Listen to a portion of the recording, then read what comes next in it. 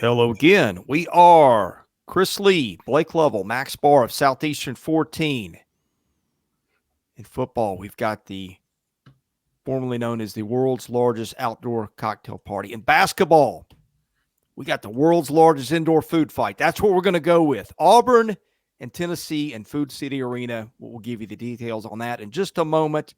But first of all, a reminder. We're brought to you by BetOnline, which continues to be your number one source for all your basketball wagering needs, including pro and college hoops throughout the year with up-to-the-minute odds, stats, and trends. You can follow your favorite team's path to the playoffs with in-game live betting, contests, all the best player props. Experience the world's best wagering platform anytime from your desktop or mobile devices. Head to BetOnline today. Become part of the team. Remember to use promo code BELIEVE. That's BLEAV. For your 50% welcome bonus on your first deposit. BetOnline, the game starts here. Max Barr, we have got this as a 3-point game, I believe, in Tennessee's favor. Give us an idea what you think the line will be, TV information, tip-off time, all that good stuff, please. We got a good one here. Number 4 in the country versus number 11 in the country at 6 Central on ESPN2. If it was up to me, it'd be on the main show, primetime ESPN. Not going to complain, though. But as for a line, Ken Palm's got it at 3. Torvik has it at 3.5.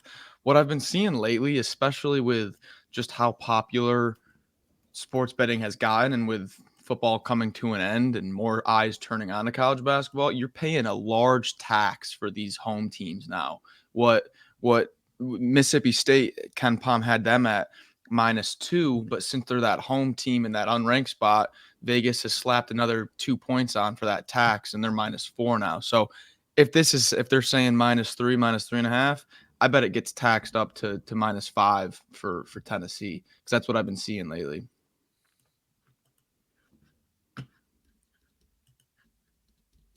Blake? Let's make our picks. Stop. No, I'm just kidding. I don't know what you want me to add. I mean, it's a big game. Yeah, Max. What are you seeing here, Blake? It's a huge game for both teams. Yeah, I mean, we said it. Tennessee's got a tough remaining schedule, probably the toughest left of anybody, I would think, when you look at how this thing plays out. Meanwhile, the Auburn Tigers, who bounced back with a nice road win at the Georgia Bulldogs. This is a big one for Auburn because if they win this one, they should win out. I mean, because they got Mississippi State at Missouri, Georgia after that. So, yeah, I think Auburn's got a great chance to finish strong here, and seeding implications and all that. If Auburn were to win this one on the road, it'd be huge for them, given the fact that they've dropped a couple opportunities the last 2 times in terms of Kentucky and Florida. They beat Alabama, beat South Carolina. We talked about the wild 4-game stretch, but always difficult going into Knoxville and playing there. And yeah, that's been the theme this season is, other than South Carolina, everybody that's went to Knoxville has kind of gotten taken to the woodshed a little bit. Now, I will tell you guys, I'm going to make one bold prediction right now. I know we don't do this early on in the video usually, but I'm going to go ahead and make one right now. Oh, boy. This game will not be 46-43 like it was a season ago in Knoxville. So that is my bold prediction. This will not rival one of the most, I don't even know how you describe the game last year. Everybody remembers it, okay? And all the reason I'm bringing it up is because I'm making sure we put into the universe that there's no way this can happen again. Tennessee won 46-43 last year. The teams combined to shoot 5 of 48 from 3. Yeah, it was ugly. It was a bad game, and this one you were going to see more scoring. That's my bold prediction. Blake brought up some good stuff there. This does have seeding implications. I think Tennessee has got a shot to get the number one seed. I think Houston, Connecticut, and Purdue are probably locked in, given a face plant, which I don't think any of those teams is going to do, given their talent. So Tennessee's got a shot with Kansas, Marquette, North Carolina, whoever else is in the race for that last number one spot. That's one thing. Auburn also, the knock on Auburn is that the big wins for Auburn compared to most of the teams in that top 4 or 5 seed territory have not been there. Now, that doesn't mean Auburn's a bad team. That doesn't mean Auburn can't beat a lot of teams in front of it. But right now, Auburn's only beaten 2 teams that I think are near locks to be in the NCAA tournament. That's South Carolina and Alabama. You've also got a Player of the Year race we have talked about. We think that there's 3, maybe 4 candidates in that. One certainly Dalton Connect, and another certainly Janai Broome. So this is a chance in a very publicly forward-facing game for a guy to make a case. But we also talk a lot about the matchups. We look at the KenPom pages, and we have our food fight jokes about a lot of red and a lot of green. This is a leafy green special because there's a lot of green on both sheets. And I'm looking conference only. I did not know this till just now. Tennessee has been, maybe over the last 3 years, composite the best defensive team in the country. Auburn's actually been better on defense in SEC only play, according to KenPom. Now, the difference is that much. But the point is, Auburn is a really good defensive team. Tennessee, actually, you would think that Auburn was probably the better offensive team. It's been Tennessee, according to KenPom. Again, not a huge difference. But statistically, these two teams very evenly matched. I think one thing that kind of stands out, we've talked about that home road thing, and what does that mean for fouls? Auburn is now down Jalen Williams. Auburn also defends very well. Can it guard Dalton Connect? Those are just some of the storylines that I'm looking for, Max, when I unpack this game. Chris, you just took every point I was going to talk about. Sorry. No, it was a great breakdown. That's exactly what I was looking at too. When you look at when you break the teams down, you're going to see 2 teams that rank in the top 4 of the SEC in almost every category. It's going to be, you're not going to find much separating the teams, but the main thing that I am seeing is that free throw number, especially with a big piece of your front court down now on the road. This is the first road game you're going to play without him. You can see where that might cause some issues. But one area of the matchup that I'm really intrigued towards the guard play. We just saw Aiden Holloway come off of probably his best game in some time. Really got it going from long range, and we've seen what Zakai Ziegler will do to the opposing point guard at home. And Blake has always talked about it, just how you kind of got to throw out a team's 3-point percentages when they go to Tennessee. Just it is so hard to shoot well there. So I'm also interested to see how Auburn's guards are going to shoot on the road, because that's been a storyline that we've been knocking them with for a large portion of the season. But the one stat that I found that I keep circling back to in my head is, here's Auburn's best road wins on the year. Now, they've gotten close. This is not just a complete knock. They were real close at Alabama, and they were close at Mississippi State.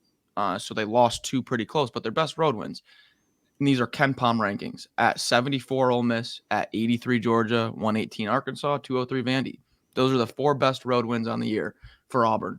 Now, they've gotten close, so it's not like they've just completely gotten wiped on the road, but they have not been able to win a big road game yet this year. It's just Ole Miss is that biggest win they have so far.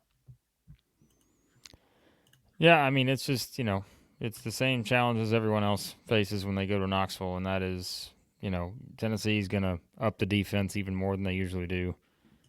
And it's a matter of how do the Auburn guards respond? Like, do they decide that when Tennessee puts the pressure on, just get the ball out of my hands, let me just shoot it to get this thing, because these guys are just swarming me, take the best open shot you can find. And as we said, sometimes for Auburn, the open shot's not the best shot. Just because somebody leaves you open for 3 or you find someone open for 3 doesn't mean it's the best shot for Auburn, because, numbers wise, they've been more up and down lately than they have from 3, whereas before it felt like we were getting in a trend there where they just were not hitting shots. But, they did hit what? They made quite a few at Georgia. Was it 14? Whatever it was. They shot it. I think they shot decent at Ole Miss, didn't they? And so, so there's at least trends on the road to where they found a way to get good shots and make open threes. But it's just a different beast here. And like we always say, it's like, doesn't matter where you're playing on the road in the SEC. If you're not getting the calls you think you should get, that'll frustrate you. That'll turn into bad shots and shot selection. There's the, you want my number one, circle it, write it in all caps, highlight it, whatever. Auburn's shot selection here will determine this game, because if they are taking the shots Tennessee wants them to take, they're going to get beat by double digits, because that's just what Tennessee does to you defensively. But if they're able to, probably have to be patient at times and to be able to get the ball where it needs to go, and we all know who needs to probably touch the ball on every possession, and that is, the sweeper himself. But if that doesn't happen and you just see, inconsistent guard play or up and down sort of offensive possessions, then it could be a long game for the Tigers. Predictions, gentlemen. The sweeper, that's Janai Broom, in case you didn't pick up on that. That was good. That was good. Maybe the best player in the league. One of Auburn's issues, Blake mentioned one of them, it's been shooting. The other one has been picking up fouls, which really has not hurt Auburn because so much depth on this team. And look, Auburn's still got Dylan Cardwell. Auburn's still got a ton of guys, but Auburn does not have Jalen Williams, who is just another guy. I mean, he starts, but he's another guy who is in the front court rotation. And so that's taken a lot out of Auburn's team. Again, Auburn still got plenty there, but I think that's a big thing in a game that, this just in, favorable home whistle in the SEC. You get Broom in a little bit of foul trouble early, and or Cardwell, that really takes away so much. And Auburn is better underneath, but Tennessee is beefy and it can defend. That's number one. That concerns me. Auburn's inability to hit outside shots with the quality and the rate that Tennessee does, also concerning. And then, of course, you don't pick against the Vols in a food fight. I'm going Tennessee. This could get dangerous here. This could get dangerous. We're entering dangerous territory here, because I'm following in your footsteps here, Chris. I'll also take Tennessee. And did you guys know who on Auburn has the best O rating on KenPom, the top offensive player on Auburn? It's Jalen Williams. Yeah. And that is not a recipe for success when getting ready for this food fight here. I think that it's where it didn't really impact them against Georgia. I think it'll impact them here. They just have one less guy to dump it down to. And so I'll go Tennessee here. I think that we've seen this trend with Auburn where, like you said, Blake, sometimes it's up and down on the road with the shooting. And if they're not making their shots here, you're going to rely on a massive night from Janai Broom. So I just think the paths to victory here are kind of narrow for Auburn without Jalen Williams. The Southeastern 14 kiss of death, the phenomenon unlike any other in SEC basketball this season. And again, the pressure's on me here to make the decision. How do we proceed? Do we do this to Tennessee, or do we not do this to Tennessee? And the thing I just keep going back to when I look at this in the Bruce Bash, the Bruce Bowl, whatever you want to call it here, it's Tennessee in Knoxville. And when you look at Auburn on the road, at Alabama, 11 turnovers, at Mississippi State, 11 turnovers, at Florida, 15 turnovers, at Georgia, a game they won here, they only turned it over 9 times.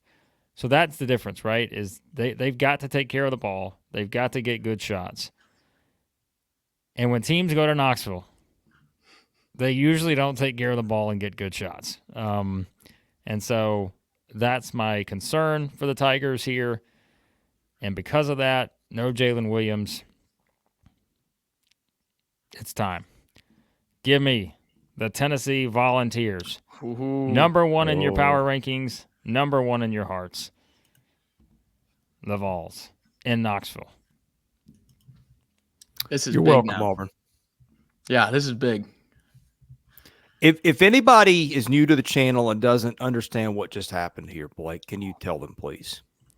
Yes, this whole fraud of a Southeastern 14 kiss of death that everyone seems to think applies to every single game does not apply to every single game. All right? What are we This doing thing here? does not apply to every game that we do. Could it apply to this one? Absolutely. But it doesn't apply to every game because we have picked other games all the same and everything works out okay for the team that we pick. This is a heavyweight matchup. This is Stone Cold Steve Austin versus The Rock. WrestleMania 17 is what this is. Okay? This is as big as it gets. So, Southeastern 14 kiss of death, you got to throw it out for this one because you got two legends here. The Tennessee Vols, the Auburn Tigers. The two most complete teams in the SEC. They're doing battle inside Thompson Boling Arena at the Food City Center. Chris You get is an so arena committed inside to a this center? food fight. That's just not Yes. right. Yeah, the arena's inside of the center. That's how I know it to be. Yes, that's correct. Remember when it was South Carolina at Tennessee, and I said there is no way South Carolina loses this game, and then I just had to watch that clip on repeat the next day. Mhm. I'm not saying anything, but I just have my clipping abilities ready for tomorrow's episode. I I never think other said those people two will do that words. for us. Never. I never said those two words. That's where you're wrong. You said those two words. I did not. I'm just telling you that doesn't apply Now to he's every game. backtracking, Chris. Just saying. The Rock, Stone Cold. Well, the Somebody's folks out getting a there stunner. keep receipts. We brought wrestling into this. We brought food fighting. We brought the Bruce Bowl. I mean, that right there tells you what kind of game this is. Yeah. But can we all agree that last year's game, 46-43, it's not going to happen this year? What are No. the chances? 0.01 that we're going to get a 46-43 game between these two teams. I hope that's the first half. You remember this last year? It was 40-32 with 5.5 minutes left in the game. 40-32. I wouldn't mind Incredible. that little Incredible. bully Rock ball fight. action. No rock fight here. Both teams are much better this year. Yeah. All right, we've Heavyweights. had fun. We can't wait to watch it. We will be here to take our medicine if we got it wrong, which we do often. Hope you hit the subscribe button, hit the like button. We have fun with this. We do put, all kidding aside, we do put a lot of time into watching and following SEC basketball. We hope you appreciate what we have done here with our analysis. Tell a friend, hit the like button, and come watch us on the wrap-up. I'm Chris Lee, joined by Blake Lovell and Max Barr. We are Southeastern 14, presented by BetOnline.